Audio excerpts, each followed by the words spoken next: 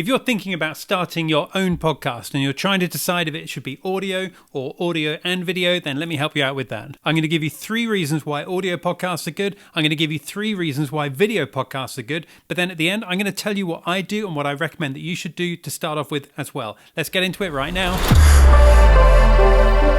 Now, first up, let's just throw something out of the window. Chances are that somebody has said to you, oh, you have an audio podcast, or you're thinking of doing an audio podcast. All you got to do is switch on your webcam and hey, you got a video podcast as well. Stick it on YouTube. Job done. It's absolutely not the case at all.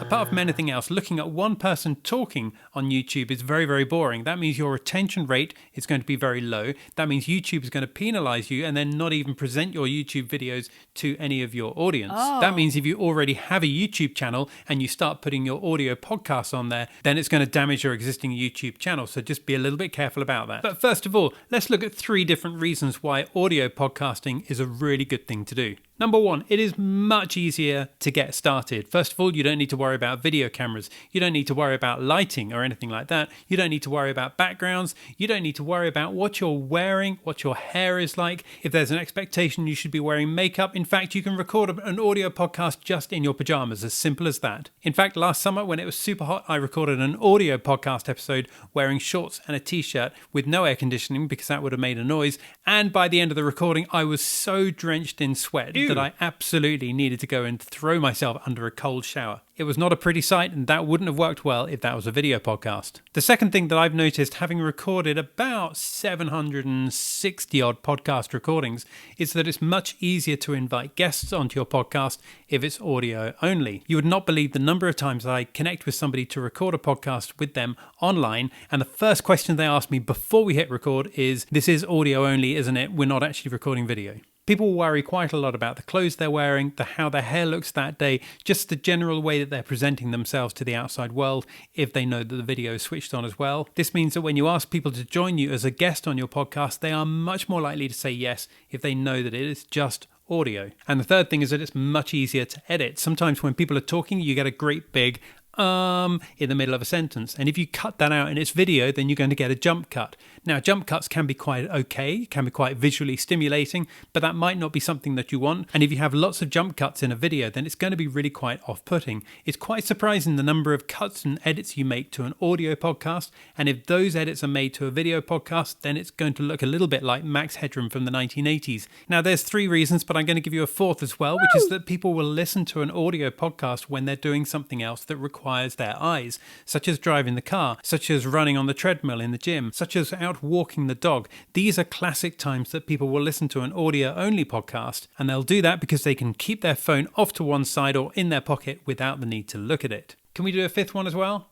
We're going to do a 5th one as well. The 5th one is that you can record a podcast kind of from almost anywhere. I mean, not quite anywhere. You wouldn't want to record a podcast on an aeroplane, for example. But if you've got a microphone like this and you've got a laptop, you can take it around the world with you and record a podcast from different locations, and your audience will never know that you're in a different place. Conversely, if you've got a background like this, which is all set up for recording video podcasts, and then you go away and stay somewhere for a week, you don't have that background, you might not have your lighting set up, it may well look pretty atrocious compared to how it normally looks. Now I'm going to tell you 3 different reasons why a video podcast is a good thing to do. But what I will say first of all, if you're enjoying this video, then do click on that like button. It helps this channel out more than you would ever know. It's a brand new channel as well, so we'd really appreciate that little bit of love. Now the first good reason to have a video podcast is that you get a much deeper connection with your audience when they can see you as well as hearing you. Sure, hearing you is good, but if they can see you and if they can see your guests as well, then they will form a much deeper connection with you much quicker. That means they'll come back and they'll listen to a subsequent episode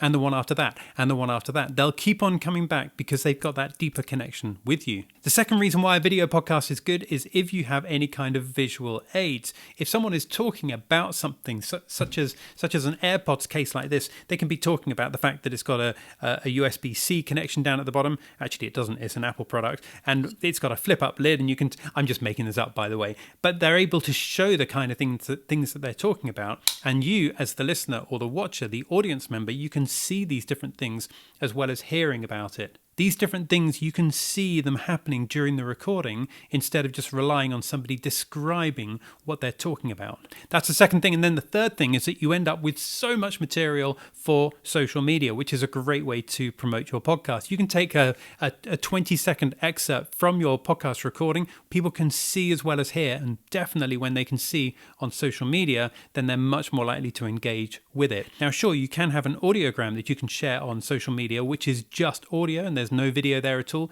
but it's far less engaging than it would be if your audience can see the people who are talking on that podcast. Now, a little bonus tip, this is not a sponsored video at all, but it's getting easier and easier these days to record a video podcast on a platform like Riverside.